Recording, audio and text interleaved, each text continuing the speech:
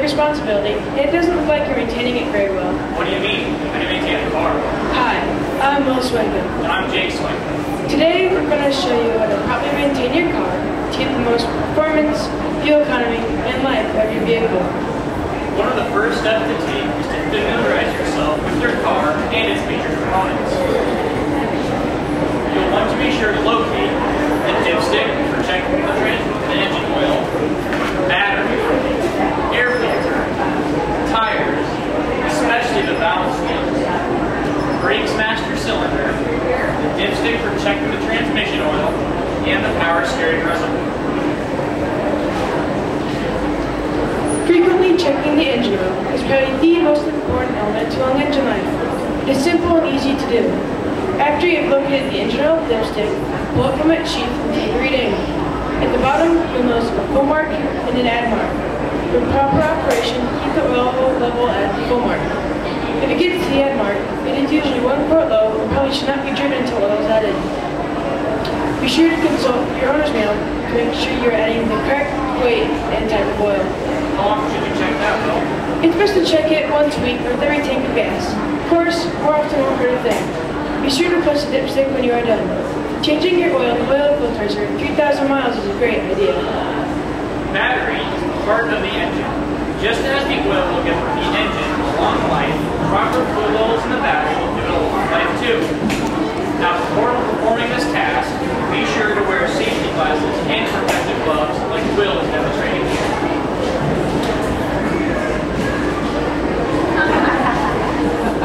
To check the fluid level in the battery, simply remove the battery cap and make sure the fluid is up to the full line. You must remove each cap in their individual cells. If one or more cells are low, add a little water to bring it up to the full line. Be sure to replace the caps when you are done. How often should you check your battery, Jake? At least once a month. It's important to know that if your car has a maintenance-free battery, there will not be removable caps and you will not be able to perform this maintenance task. Hey Will, what's this big round thing in the middle of the engine? That's the air filter. Cleans the air the engine uses. Best to replace the air filter at least once per year, more often if you drive in very dusty conditions.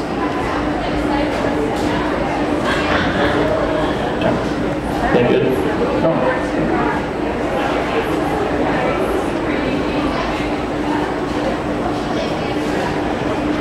Okay, well, I'm going to check my air filter, and mine looks pretty dirty, so I'm going to change it with a clean one. Let's talk about tires. Keeping your tires properly inflated is probably the most important factor to achieving maximum fuel economy. Underinflation by as little as 2 pounds per tire can result in a 4% loss in fuel economy.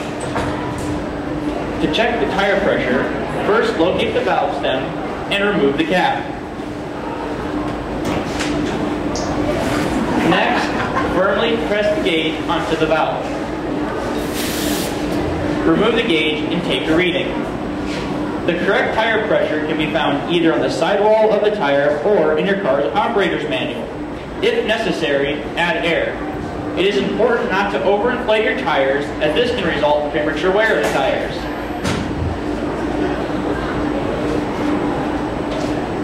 The #1 safety feature in your car is the braking system. It's a good idea to check the fluid in your brakes master cylinder at least once per month. The levels of brake fluid can indicate a leak somewhere in the system and should be attended to immediately. To check the fluid level, first remove the valve and lift off the cap. Make sure the fluid level is up to the full mark. Be sure to replace the cap and bed. It's important to check the owner's manual to make sure you are adding the correct type of fluid for a particular car. Just as engine oil will maintain long life in your engine, it is equally important to maintain the proper level of transmission fluid. To check the transmission fluid, it is first necessary to bring the fluid up to operating temperature. This can be done by simply driving your car around for a few minutes. When the fluid is warmed up, remove the dipstick from the transmission and take a reading. Most cars require the transmission to be placed in park for a more accurate reading. Again, you'll see a full mark and an add mark. For proper operation, keep the fluid at the full mark. And be sure to replace the dipstick when you are finished. How often should you check that? Once per month should be adequate, but as with everything we've mentioned, always check for leaks or puddles around or under your car. The power steering reservoir is responsible for the fluid in your car's power steering system. It's checked much like the engine oil or transmission by moving the dipstick and taking a reading. As always, heat the fluid to the full mark and check your owner's manual for the right type of fluid. Now let's review.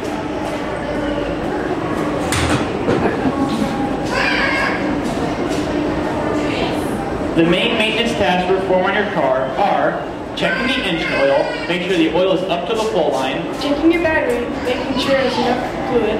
Air filter, make sure the filter is clean. Tires, making sure they're properly inflated. Brakes, make sure the fluid is up to the full line. Transmission, making sure there's enough oil. The power steering reservoir, make sure the fluid is also up to the full line. Well, we've checked all the major components under the hood, but the car is still a dirty mess. Jake, washing your car is also an important maintenance task. Keeping your car clean will not also give it a great appearance, but will also extend the life of your paint job and finish. Use a sponge and get it cleaner. Are there any questions? Yes. Is this going to save me a lot of money as far as checking out my car before I have problems and taking it to the mechanic? If I had the mechanic do all of the things that you showed me how to do, how much money would I save? The question was, how much money would you save by performing all these and taking to a mechanic? Well, I don't really take my car to the mechanic because I do know how to do all these things, so I couldn't give you an accurate answer on the price. A lot. A lot of money. It's amazing what they charge me to do those kinds of things. And now I know a little bit more about that. Maybe I can help. I would imagine it would be a lot of you. Yes, it is. It is a tremendous amount. Any other questions? Yes.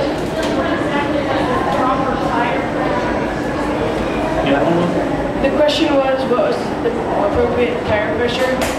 Well, for different tires it varies, so according to the owner's manual or your set of all your tires, that should tell you what to add. Normally though, in your standard car, it's about 35 PSI.